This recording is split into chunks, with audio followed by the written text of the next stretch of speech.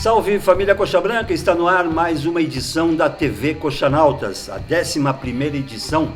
Estamos com um pouco mais de 2 meses no ar. Essa 11ª edição que começa com um grande ponto de interrogação.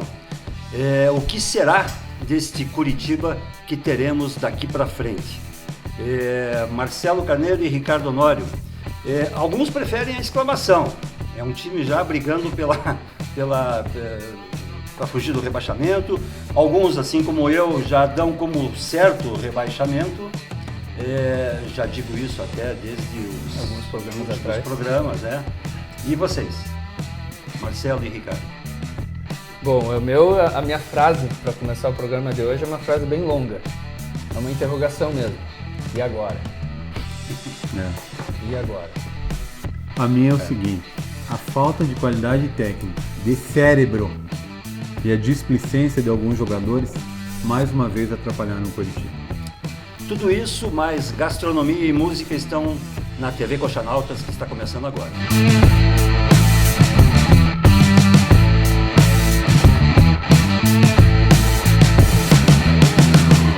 Estamos de volta com a TV Coxanautas, hoje com a cabeça inchada e realmente dolorida, muito dolorido, até porque o resultado foi muito inesperado por todo torcedor Coxa Branca. Não há quem não foi ao campo ou que ficou em casa torcendo, imaginando que pelo menos uma vitória magra conseguiria. Na nossa live lá no campo, no momentos antes do início da partida, eu falava de uma nuvem negra. Sim. Em cima do Couto Pereira, no alto da glória. Mas mesmo assim vocês estavam bem otimistas. Muito otimistas, exatamente. Muito otimistas. O Honório projetava um placar de 2-0, eu de 1-0, mas, enfim, havia, antes de tudo, a necessidade de uma vitória e que não houve. O que aconteceu, Honório? Tantas coisas, né? Foram várias coisas. O engraçado foi que na hora do pênalti, ainda comentei com você, né? Que a nossa uruca era tão grande que era capaz do Longini perder o pênalti. Não dá para explicar. O Curitiba não... A partida se decidiu a partir dali, né? Mais uma vez. Do pênalti perdido. Mais uma vez. O Curitiba já tinha... A história foi muito parecida com o jogo contra o Fluminense. Quando o Curitiba teve a chance de sair na frente, Henrique Almeida perdeu um pênalti. Mas ontem ficou evidenciado que o Curitiba, o caminho dele a ser trilhado nesse Campeonato Brasileiro, a princípio é escapar do rebaixamento. Vai ser luta até o fim. Por mais que o campeonato esteja equilibrado, e eu acredito que dos últimos anos seria o mais fácil para o Curitiba atingir um objetivo maior, a gente não vê mais uma luz no que o Curitiba vá conseguir sair dessa situação. O time parece muito displicente dentro de campo. Falta qualidade técnica. Né? Falta, você observa em alguns jogadores até falta de preparo físico. Enfim, não dá, porque no papel, colocando no papel, se for comparar com os outros times do Campeonato Brasileiro, salvo uma meia dúzia, não é um time ruim. Não é um time ruim. Agora, não encaixa. A gente vai para o campo achando que o Curitiba agora vai. E vocês estavam até falando na live ontem que eu vi, que a escalação em si era o que tinha de melhor. Era o que tinha de melhor para o jogo. Não tinha o que inventar. Por isso até que eu não culpo o Marcelo Oliveira, porque ele fez o que tinha que ser feito. Né? O problema foi dentro de campo mesmo. Alguns torcedores, não pode colocar o Alexandre, mas se o Kleber tá fora, vai colocar quem? O Henrique Almeida. O Henrique Almeida que entrou muito mal no jogo. O Henrique vem mal faz tempo. E ali ficou evidente o porquê que ele não está sendo escalado. Né? Aí tira o João Paulo. O João Paulo, aliás, é um caso à parte. Volta o Jonas. É trocar 6 por meia dúzia. Então, assim, o Curitiba ontem me deu medo. Me deu medo. Ontem foi de dar porque medo. Parece um time apático, um time abatido. Sem poder de reação, né? Quando o Marcelo Abalado Oliveira psicologicamente, inclusive. Quando o Marcelo Oliveira fala na falta de personalidade e confiança, só os jogadores podem mudar isso.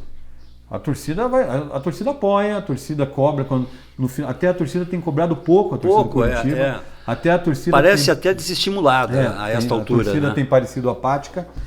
Enfim, os jogadores que podem fazer. Agora ontem, vamos começar pelo lance do pênalti, né? Eu não entendo, apesar do Marcelo Oliveira ter explicado que o Longini treinou e teve um ótimo aproveitamento. Agora, eu sou o centroavante do time, o homem gol, o cara que precisa fazer gol, capitão. O líder do grupo. E eu não chamo a responsabilidade para mim, como assim? Se um cara de 36 anos não tem confiança para bater um pênalti dentro de casa, no começo do jogo, ele tinha que argumentar. Vai ter que bater estreante, ele né? tinha que argumentar com o professor, né? O torcedor. Eu estou em condição, eu tenho a condição de bater esse pênalti. Eu preciso fazer esse gol. E assumir a responsabilidade. E ali mudaria toda a história do jogo, né? São coisas no Curitiba estranhas. O cara chegou na semana e já pega a bola embaixo do braço, já vai bater o pênalti. Até o torcedor Vaine falou que já é o segundo pênalti perdido por estreante. Né? Então o cara está estreando. O próprio Alexandro perdeu contra o Santos. Se vê que os ontem era um jogo para ser 3-1, 3-0. Era um jogo tranquilo. A história do jogo mudou ali. O Coritiba, com o pênalti de ontem, já é o terceiro perdido no Campeonato Brasileiro.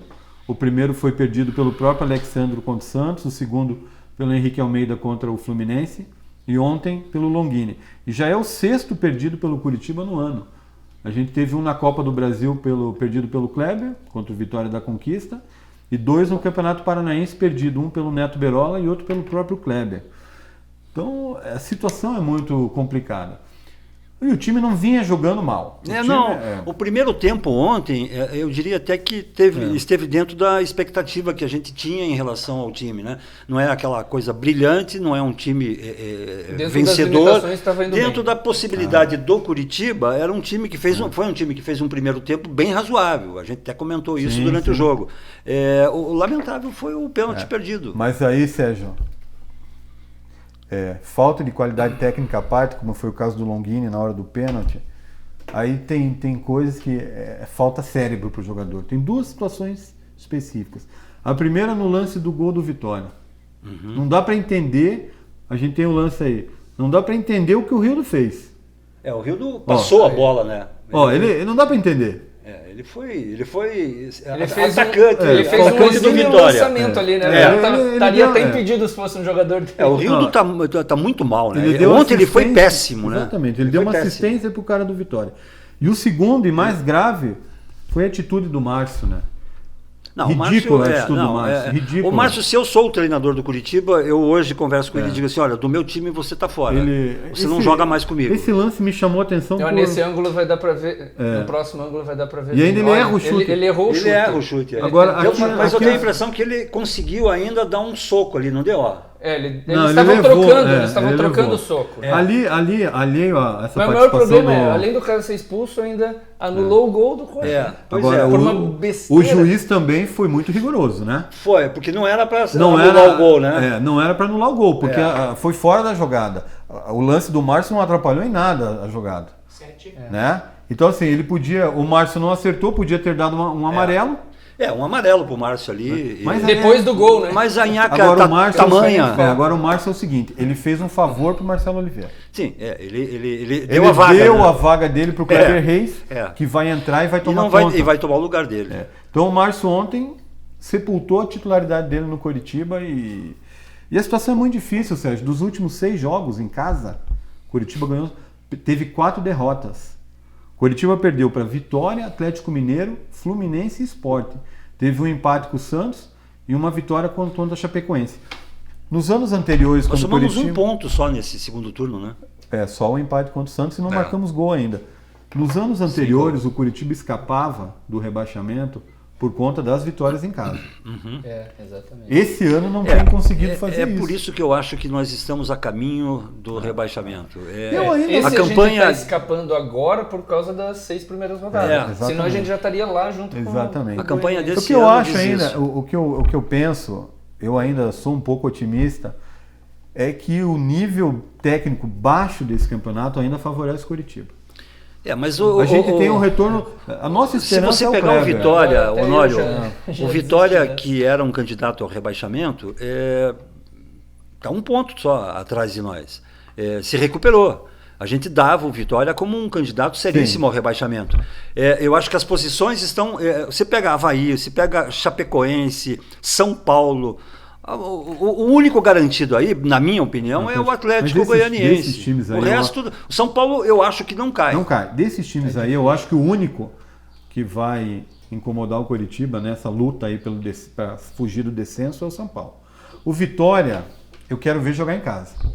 Jogar fora, a gente vai falar disso depois, mas jogar fora, fechadinho por uma bola é uma coisa. Você tendo que jogar em casa para vencer o jogo é outra. Que é o mesmo problema que o Coxa também está tendo em casa. Tá tendo, né? Então, assim, Avaí não me assusta e a Chapecoense, para mim, esse ano não escapa. O São Paulo não tem time para cair para a segunda divisão. A Chapecoense está vindo aí de uma excursão, né? E ainda vai agora jogar contra a Roma, né? Da Itália. Então a Chapecoense está colocando a sua corda no pescoço. Acredito que o Curitiba não vai cair, eu reafirmo essa posição aqui. Tomara. Porque não tem time para isso. Eu acho que o Kleber ainda vai fazer uma diferença enorme. E a gente... Agora, aquela ilusão de Libertadores... Não existe mais. Isso está fora de questão, eu acho. Porque o que a gente vê... A gente não faz nem a lição de É um casa. time sem personalidade, é um time totalmente apático. Desorganizado. O Curitiba precisa colocar o elenco todo num divã de um psicanalista e resolver. E tem uma coisa que está atrapalhando a gente. Nem sorte o Curitiba está tendo esse ano. Esse gol aí, por exemplo, anulado nessa palhaçada que o Márcio arrumou, é prova disso. As coisas. O Curitiba está com sorte de time rebaixado, é o que estão dizendo e é uma verdade. Mas a gente ainda tem esperança que vai escapar dessa. Tomara. A torcida é essa. Né? Sobre jogar por uma bola, time rebaixado, enfim, temos ainda muito de Curitiba e Vitória para falar. A gente já volta, um instante só.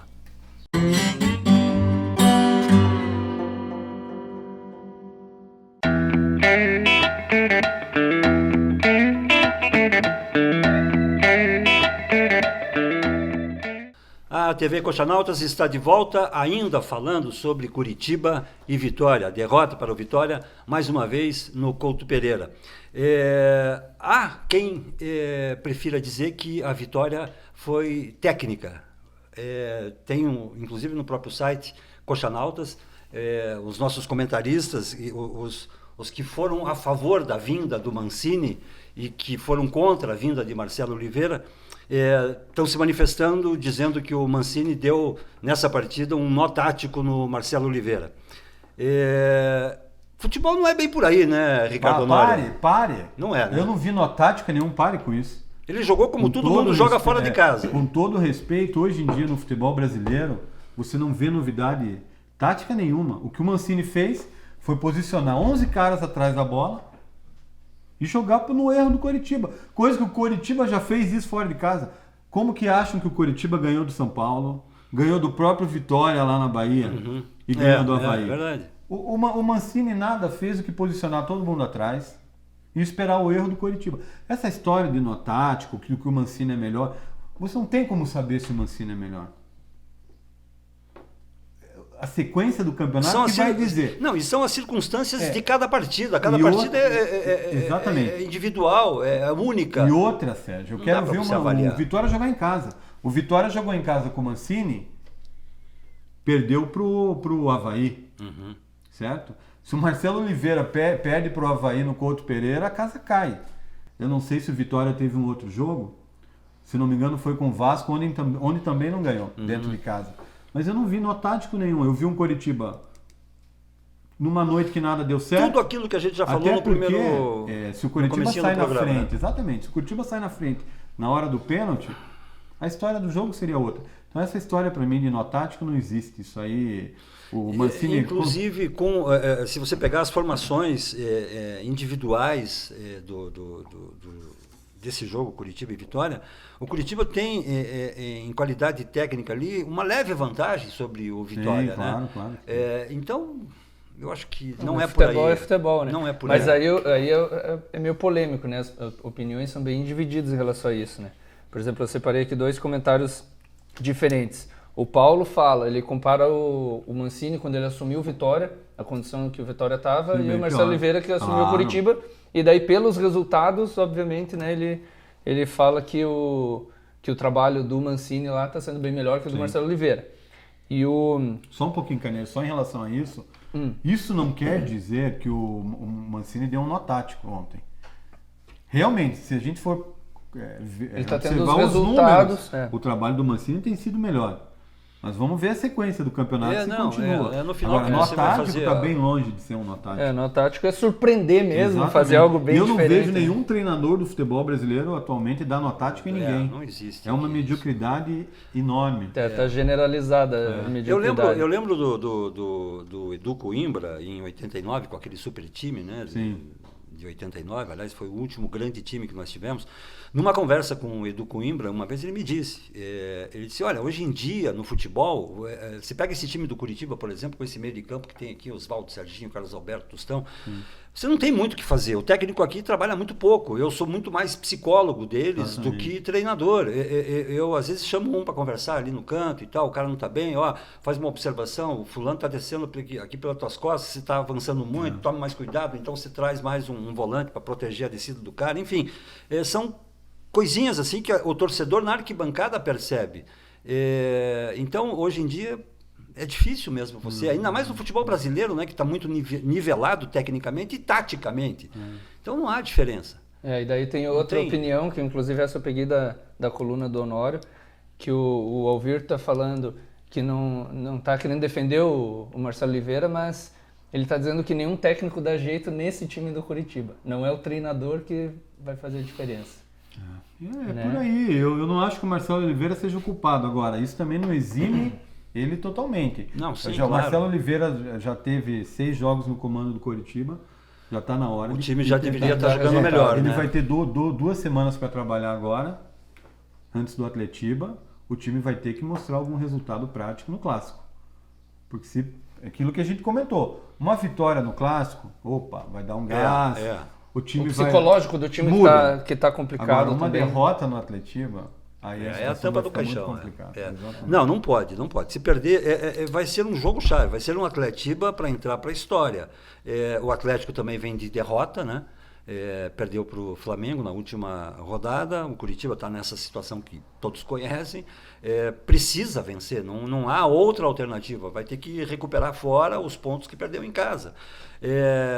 E aí, pegando esse contexto todo que a gente tem aí, Alan Santos e Léo, por exemplo, foram os 2 únicos jogadores, o Alan Santos mais, até porque terminou a partida muito e ele de cabeça erguida, sempre procurando um lançamento. Foi muito bem o Alan Santos, mas e isso não basta, né? E o Wilson, né? Que esse é o concurso. O Wilson é o concurso. O Wilson sempre. O Wilson a gente não precisa nem falar que ele foi melhor em campo. Ele fez uma grande defesa na entrada do Davi, numa bola que o Davi recebeu na diagonal, na esquerda. Ele fechou bem o ângulo ali, não tinha o que fazer. Então o Wilson o próprio lance do gol fora de Vitória, de questão, ele não tinha. Eu vi até críticas dizendo que ele espalmou a bola no pé do jogador de Vitória, mas o chute foi a queima-roupa, não tinha o que fazer. O Léo vinha muito bem, o Léo defensivamente está muito bem. Ontem o Curitiba mostrou ter dois tipos de laterais direitos, né? O Dodô entrou jogando ofensivamente, criou uma boa situação de gol, e o Léo muito bem defensivamente. O Marcelo Oliveira vai observar aí nos treinamentos qual a melhor opção para o Atletiba. Mas o Dodô entrou muito bem no jogo ontem também. Criou chance pelo lado direito. O Curitiba precisa atacar mais pelos lados do gramado também. Ontem a ideia era até essa. Mas o Iago não funcionou. Nada. O Iago jogou muito mal. Aliás, o Iago é uma situação interessante. É um jogador que não aproveita as oportunidades que tem. Ele deve ser muito bom nos treinamentos. Nessa partida era para se afirmar. Né? O Marcelo Oliveira até comentou que o Iago vinha treinando muito bem, que ele tem muitas qualidades, mas quando chega no jogo, o Iago dá uma tremida, ao que parece. Então, o Curitiba... Ontem talvez fosse até o jogo para o Anderson entrar em campo no lugar do Iago. Só que quando o Anderson entrou, também dá para ver o porquê que não está jogando. Não está jogando, Ele tá lento, gordo. Tá gordo. Então, aí que tá. A situação do treinador fica complicada. Aí entra o Henrique Almeida, Malta, que ainda é o artilheiro do time no Campeonato Brasileiro, totalmente sem nenhuma condição técnica. Então fica difícil para o treinador. Eu não culpo só o Marcelo Oliveira. Não, eu acho que não é só ele, não. Ele pegou uma fogueira dúvida. Que está difícil. Isso mostra também que a culpa não era só do Pachequinho, não. A situação do Curitiba, para mim a situação vem de fora. Para mim a culpa é da diretoria. O Curitiba está nessa situação. Quem montou esse time, né? Exatamente. Que é algo que a curto prazo é uma coisa que não tem solução, né? Estamos com 22 contratações nesse ano. Não há treinador algum que consiga entrosar um time dessa forma. É verdade. Então, o Curitiba de dentro de campo hoje é reflexo do Curitiba fora de campo. É verdade. Nós temos que torcer para que acabe o ano, o time não caia. Nas eleições apareça algum Messias para que tire o clube desse buraco e o ano que vem comece uma nova história.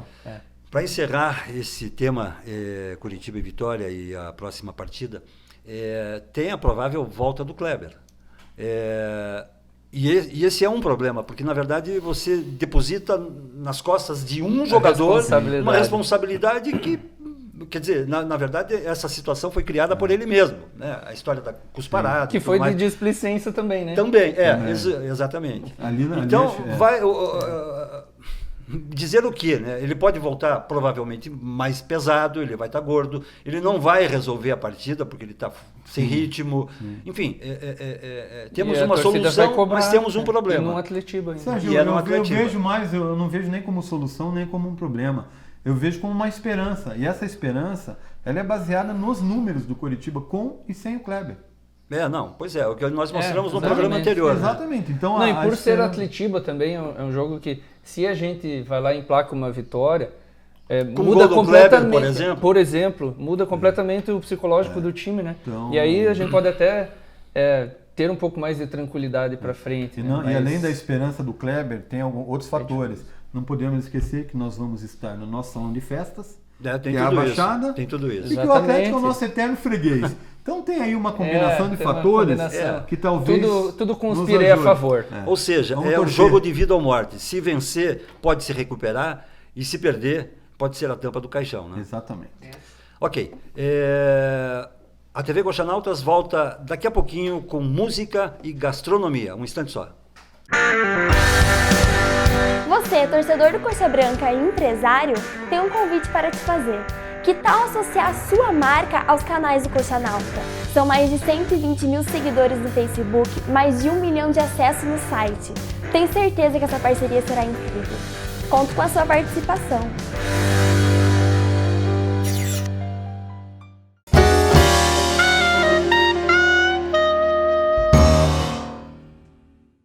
A dica gastronômica de hoje tem a ver com a nossa churrasqueira. Algumas pessoas perguntaram sobre técnicas para fazer um bom churrasco e eu já dei algumas dicas no primeiro vídeo. Então hoje eu vou falar um pouquinho sobre o fogo, a altura do fogo e o que significa grelhar e assar uma boa carne. Quando você fizer um fogo, não coloque muito carvão.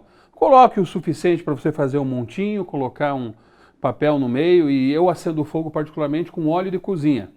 Ele não dá combustão e ele tem uma sustentação maior do fogo. Então ele vai alimentando o fogo, não precisa abanar nem nada. Quando o fogo, quando formar aquele braseiro, você espalha e espera diminuir um pouquinho para que não tenha nenhuma chama. Lembre de uma coisa, você não assa nenhuma carne com fogo direto, com a labareda. Você assa na brasa. Então você, para medir aproximadamente a temperatura para um bom churrasco, você pega a sua mão e você coloca aqui aproximadamente uns 25 a 30 centímetros de altura e se você conseguir contar até 5, isso significa que você vai ter um bom fogo. Por exemplo, você colocou aqui e contou 1, 2, 3, 4, 5 e você tira, vai esquentar bastante. Passou de 5, está muito frio. Abaixo de 5, aí está muito quente e vai ressecar e queimar a sua carne. Então, 1, 2, 3, 4, 5. Muito bem. Agora, nós temos 3 alturas, que seriam alturas padrão, para o bom churrasco. 15 centímetros da brasa, onde você vai grelhar a sua carne. Então, você vai fazer, a toda a carne que você vai fazer um filé, aproximadamente 1,5 dedo, 2 dedos de espessura. Uma picanha, um contrafilé, você pode até fatiar a maminha da alcatra, um filé de alcatra, enfim, o bife ancho, o chorizo, que são partes do contrafilé. Todo esse tipo de carne você vai grelhar 15 centímetros da brasa. Você coloca de um lado, não mexe, não precisa ficar virando toda hora. Colocou a carne e aí você vê quando o líquido da carne está na superfície, você vira. E aí você vai testando o ponto da carne. O ponto da carne nós vamos falar um outro dia. Se você tem um pedaço inteiro de uma picanha, um contrafilé inteiro, uma maminha, fraldinha, você começa fazendo ela a 40 centímetros da brasa. Você até poderia colocar 15 centímetros da brasa para selar um pouco a carne, mas aí você vai assar a 40 centímetros da brasa. É uma cocção mais lenta e vai dar tempo de cozinhar a carne por dentro, sem deixá-la ressecada. E se você quiser fazer uma costela, por exemplo, deixa ela aqui a 60 centímetros da brasa com o osso para baixo. Então essas são as nossas dicas de hoje para você fazer um bom churrasco. Siga as alturas respectivas, controle a temperatura, é claro, escolha uma boa carne e você não vai se arrepender. Um grande abraço e até a próxima receita.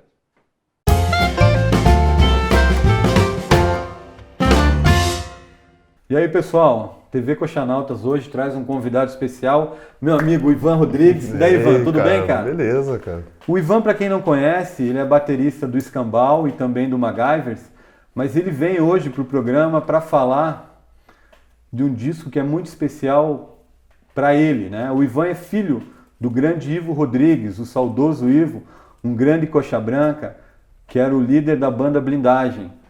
E o Ivo deixou um disco, né, Ivan, de músicas inéditas. Todas inéditas. E que foi lançado após a sua morte, há 7 anos, isso? 6 anos e meio. Foi lançado agora, né? Ele foi gravado no último período da vida dele, né? Então ele não é um apanhado da carreira do meu pai, ele é um registro da fase final de vida dele mesmo. Quando ele já está doente. Quando ele ficou nos últimos 2 anos de vida dele, ele resolveu começar a gravar esse disco. Então ele fez um apanhado de músicas inéditas dele, de várias épocas da carreira dele. Tem coisas até em parceria com o Paulo Leminski nesse disco, inéditas. Então ele fez esse apanhado e ele quis gravar um disco solo, né? Porque é o primeiro disco solo da carreira dele. Sim. Ele sempre gravou com a Chave, ou com Blindagem, ou participações em outros discos. E esse ele quis fazer solo, tem a participação de alguns músicos, inclusive o guitarrista do Blindagem, toca uma guitarra, o Paulo Teixeira, que é outro grande coxa branca, parceiraço dele. E começou a gravar esse disco e deixou ele 90% completo até que ele faleceu. E agora a gente conseguiu fazer o lançamento dele finalmente. E ele já foi lançado aqui em Curitiba? Foi lançado em Curitiba, a gente fez uma festa no Empório São Francisco, dia 8, agora depois no feriado em Ponta Grossa, a gente vai fazer uma festa lá também. Olha aí o pessoal de Ponta Grossa. Com os coxas brancas de Ponta Grossa pintarem lá. E agora a gente vai começar a fazer esses lançamentos no interior. E a carro-chefe é o próprio nome do disco, né? Exatamente. O Velho Homem do Folk. É. Essa música faz uma referência ao Bob Dylan, né? Exatamente, né? The answer, my friend, is blowing in the wind. Ele fala no refrão da música que a resposta está vindo vento. Sim. Então é um disco de folk e nada melhor do que dar o disco como o Velho Homem do Folk. E para essa molecada que não conhecia o Ivo, ele era um grande coxa branca, né, Ivo? Era. Qual era a relação dele? Apesar de ser gaúcho. Qual era a relação dele com Curitiba? Assim? Ele sempre foi coxa branca, ele estava morando no Rio em 85. E bem nessa época estava o Blindagem todo, ele foi na final e ele conta várias histórias engraçadas com relação a esse jogo.